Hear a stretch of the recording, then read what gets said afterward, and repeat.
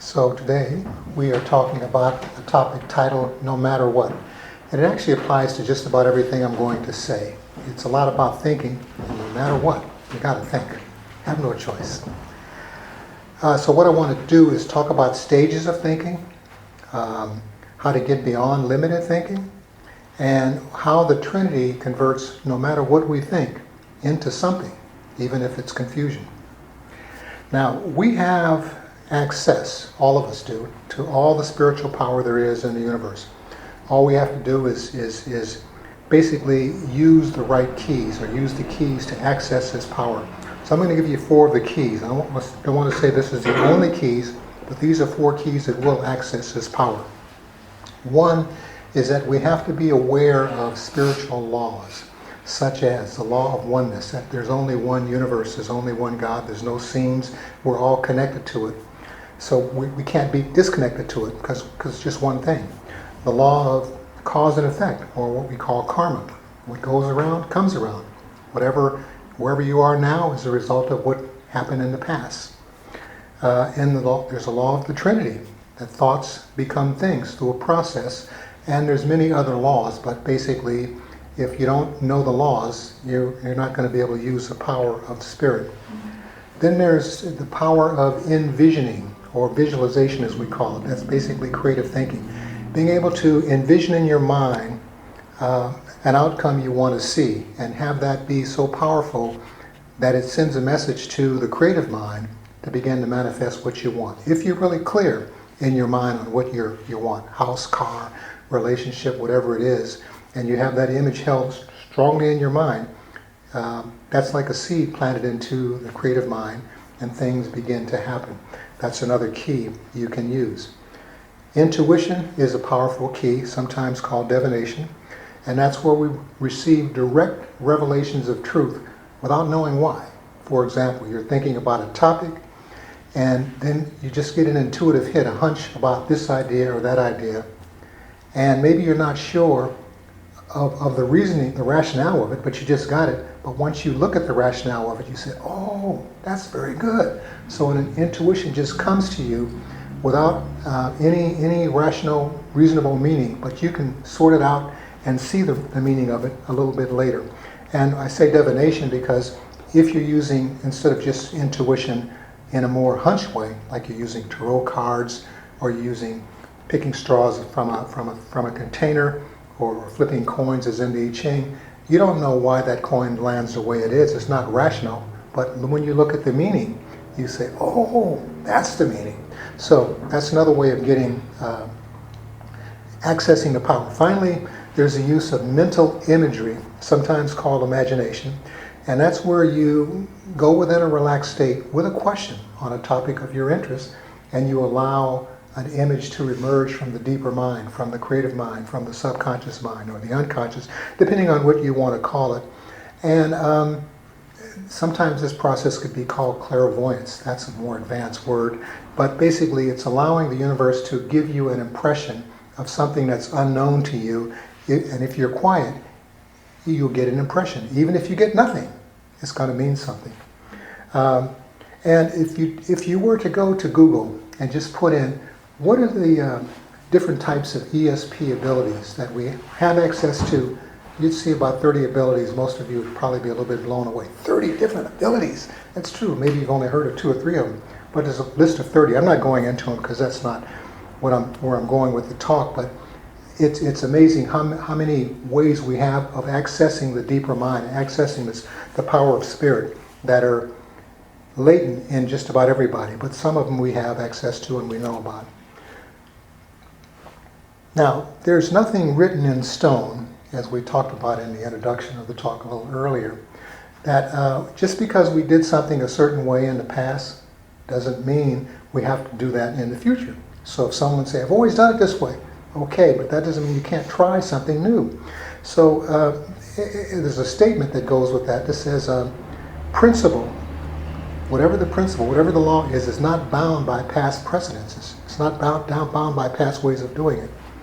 Now, so spiritual law is not limited by a model. It's not limited by an analogy.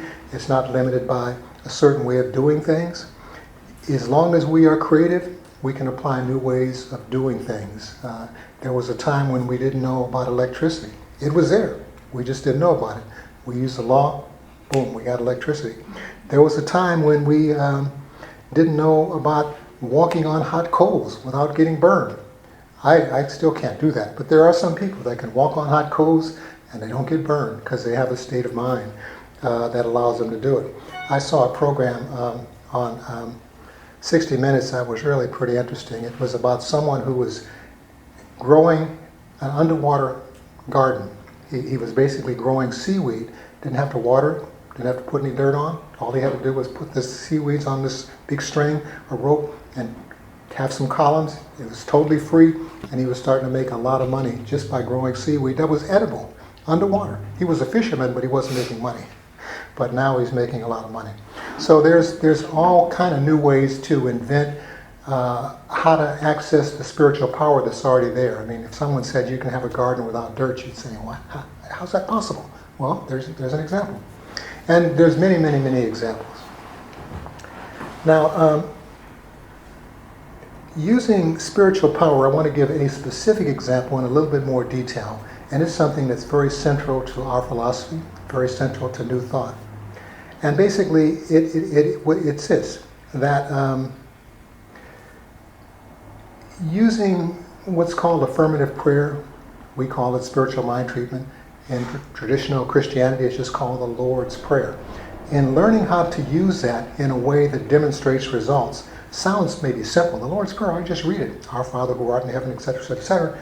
Or affirmative prayer sounds like it's only 5 steps. How difficult can that be? Well, I'll tell you.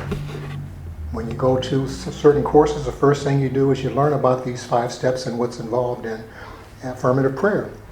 Then after you read about it and you hear people talk about it, then you begin to write out the steps. But it's not simply writing out 5 steps, 1, 2, 3, 4, 5. It's a lot that goes with it. What feeling goes with it? What topics goes with it? How are you using step 1, step 2, step 3, step 4? That's a process. It takes pretty much a course to get used to doing. But that's part of the process. Then after you're able to write it out, there's another course on how to speak it with some feeling, to speak it like you know what you're talking about, to speak it in a way that you're really unifying yourself with the divine, and really being clear on what you have to present. Then there's another course, or section of a course, where you get to treat and pray and use affirmative prayer for yourself, for other people, and for clients. That's when it gets to be really interesting, because the last step is you not only do that with feeling, but if you want to get a practitioner license, a prayer practitioner license, you've got to be able to demonstrate, meaning that you have to get some clients, a client or 2 or 3 or 4, to say, yes, so-and-so prayed for me, and this is the result I get. If you can't do that, you haven't completed the process. Now, those 5 steps, even though it seems simple, takes a lot of focus to actually get the process down. Now, you could take that and apply it to almost anything in life. If you want to do something different, learning what the topic is easy. But in order to get it in, and get into the topic and really peel the layers of the onion off and understand it in more depth, that's where it takes continued focus to really get it together. Now, what I want to do is to talk about thinking. That's most of the talk from here on out. And basically, there's the whole nature of life moves in circles. And if we look at the circle carefully, there's a universal 9 steps of the circle. And these 9 steps can be thought of as a trinity. 3 steps in the beginning, 3 in the middle, 3 in the end. And these steps apply to 3 different dimensions. One is to what's called soul types. Everybody has a type of soul.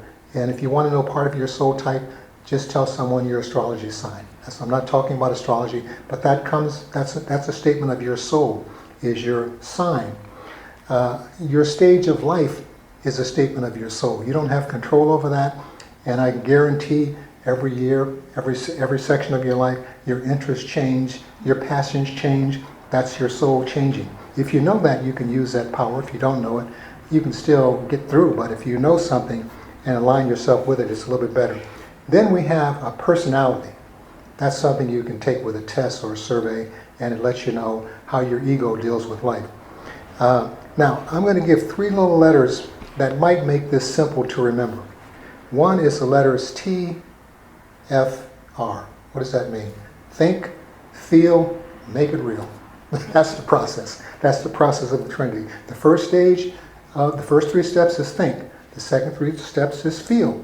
The third 3 steps is make it real. We have a saying that goes, whatever you put your attention on, energy flows into that. Wherever energy flows, manifestation will follow. That's another way of using AEM. So those are 3 steps there. Now, Einstein has an interesting statement. I just pulled out a quote, and I'm going to read it because it kind of hits at the point of what this is and why it's difficult to use the Trinity. And here's what he says. He says, the intuitive mind is a spiritual gift. The intuitive mind is a spiritual gift. The rational mind, or personality, is a servant, should be a servant. As a society, we have created a society that honors the servant and has forgotten the gift. Another way of saying that, we honor the personality and kind of forget the soul. And that's basically what he's saying. And that's a pretty powerful statement because that's true. It's almost like what's also true that's kind of hits at this in a totally different way is that when we talk about Jungian psychological types, it's pretty well known that extroverts get way more attention than introverts. This is an extroverted world. That's like we honor the extrovert, but the introverts we don't really honor. They're sort of quietly working on their thing in the background. And they're just as powerful. We just don't hear as much about them and don't think as much about them because they're not out in front, so to speak. Same with personality. Someone has a big personality, it doesn't mean they have a big soul. Now, let me dive into what it takes to think. And it almost sounds corny. I mean, what it takes to think. You just think. Well, that's true. But there's actually 3 stages of thinking to really produce a result. Now, if you have one stage, you only do one stage, you'll produce a result. It's just not going to be a good result. It's kind of like if you have seeds and you throw it on soil where there's not good dirt, what's going to happen? They probably won't get anything. Or maybe they'll grow up a little bit and it's not going to work. Or if you put seeds in an area where there's a lot of thorns and thistles, and well, they'll grow, but it's not going to really work. So this is how to plant a good seed. So the first stage is to recognize that, or to believe in what you're looking for. So if you're looking for something with your thought, first thing is do you believe that you can find what you're looking for? If you don't believe you can find what you're looking for, then you already hit a stumbling block. So the first requirement is to believe that the thing you're looking for exists somewhere. And this applies to any type of research, any type of study, any type of meditation, any type of planning. All types of thinking is to believe that the thing you're seeking exists somewhere or that you can find it. Second is part of this is to put your attention on it, whether it's a person, whether it's a place, a thing, whether it's a situation, whether it's an object. Put your attention on it and kind of keep your attention focused on it, and then try to learn something about the topic even as your attention is on it. In other words, have someone else already thought about this, especially if it's something you're trying to do that's brand new? Has it already been done before? Am I reinventing the wheel? It's part of the scientific process in another language. And then use your power to envision. What result do I hope to get? Maybe you won't get exactly what the vision is in your mind, but if you're looking for something and you envision what you want, chances are you're going to get much closer than if you didn't. So basically, this is a place where you ask questions that are aligned with what you're seeking to find out. It's almost like the first part of the Lord's Prayer. Ask, and it will be given. Now, the middle stage, after the first stage, is often called the stage of the guide or the stage of the helper. This is where you've gone through stage 1, you put your attention on something, you believe that you can find it, you're actually focused on it, but here you begin to increase your focus on some details. Here you begin to share or talk about what you're looking for with other people. Here you begin to call in something that we all have, and that's your willpower. Can I call upon my willpower to stay focused on this subject or this topic? It's like if you're going to pursue a degree in something and you can't stay focused more than the first week or two, you may as well drop out of school. What's the point? You got to stay focused until you catch what you're looking for. So there has to be a commitment there, and you have to stick with it. Either that or just let go. If you can't do something, just let go, rather than just sort of stepping in, stepping out, stepping in, stepping out, because you'll never really get it. So you have to make a commitment. I'm going to learn this topic, and if it's too difficult or I don't have the time, maybe I'll get another topic that I can learn, kind of thing. I know when I was in school, I thought I wanted to be a physicist, and it was so much work. It was so hard. I said, no, I can't do that. I think I'll do math. That's much easier. There's no word problems, and you don't have to think as much. You can have a social life. In my case, I could. So I had to switch from physics to math. Now, to become a student in this stage is kind of important. Become a genuine student, meaning do your homework. Take some time off to be a little bit of a scholar, to really learn what the subject is, to really dig into it enough so that you say, okay, now I kind of know what the subject is. I'm not an expert, but I know what it is. I know what it is. Be willing to be, if possible, kind of a teaching assistant or an apprentice. I'm going to kind of support the teacher and see if I can help the teacher teach some other people what's going on. Then you really begin to deepen your wisdom, and you begin to deepen your knowledge. And this is where the statement comes from, I think. We teach what we need to learn. Most people in ministry are ministers because they want to learn how to be ministers. Most people are teachers. They teach the subject they want to teach because they want to learn that subject. That they wouldn't admit it to begin with, but that's pretty much what's going on. Now, so this is what's associated with this stage of sort of the helper and a guide. Incidentally, the first stage is associated with the initiator or the reformer. Now, there's a third stage of thinking. Once we complete this stage, if we do it well, just about anything we want to manifest, we will be able to manifest. What is the third stage? The third stage is kind of called the stage of the achiever, the stage of the contestant. And this is a stage where you are able to stand in front of people and explain what your topic is, to shout it out, to preach it, so to speak, if need be, and to demonstrate and show what you've learned. This is a stage where you begin to shine, kind of like the sun shines. When the sun shines on the planet, things grow a lot. When you're shining, metaphorically, meaning that you are able to share this topic with great enthusiasm and with great light shed, then you really reach the third stage. You can't get to the third stage until you've done the first two, because you're not going to know enough. But once you know what you know, then you can become a teacher. You can really talk about it. You can show and tell. You can basically become kind of a superior person in this regard. Now, what comes with this stage, sadly, no matter whether you're a mystic or whether you're not a mystic, is a little arrogance. If you're a preacher or you're a mystic and you really know what you know, there's a certain amount of arrogance with that, because you just know what you know, and you speak with authority, you speak with confidence, you speak with pride, and some ways you speak with a little twinge of ego, no matter who you are. Why? Because you know what you know, and you want to come across as confident. Why? Because you are confident. You spent a lot of time learning this topic. So here's where you want to look good, and here's where youthful energy comes in. It's nothing to do with age. You can be a much older person, but if you're got onto something new and you learn something new and you're excited about it, guess what? You're going to feel like you're a very young person and you're sharing what you know. Now, usually when you see rapid growth in a situation, and this could be, you can produce rapid growth in your life, it comes when you have a lot of clarity. When you're really clear and confident about what you're about to speak about or what you know, things are going to grow a lot faster. When your thinking is kind of fuzzy, you're kind of half-stepping, you're not very clear, things aren't going to grow as well. They're going to grow much slower. So like when the sun is out, metaphorically, things grow a lot faster than when there's no sun. In fact, when it's just totally rain and sleet and clouds and all that, all the plants are withdrawn and there's no growth. So metaphorically, when we shine like the sun, we're going to grow the quickest. But that's how you get to really a clear thought. Now, I want to turn my attention to kind of affirmative prayer in a way, but this is really to talk about 5 affirmations that will allow us to get beyond limited thinking. 5 affirmations we can all use to get beyond limited thinking. Affirmation number 1, and you may have heard something like this before, but if you haven't, Let this be a new hearing. There's only one life throughout the whole cosmos, and that life is my life now.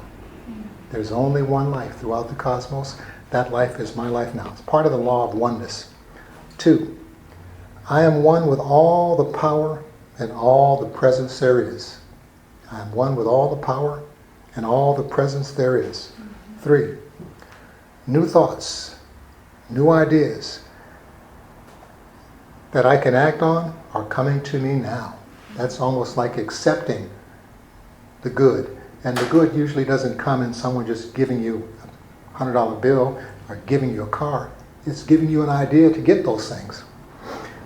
4, I open my whole consciousness to that which is larger and better.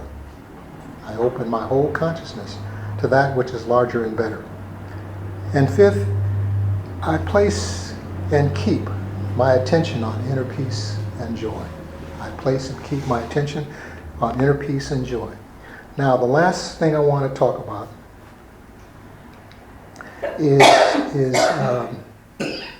is 4 keys to deepening any prayer that you have or any wish that you have.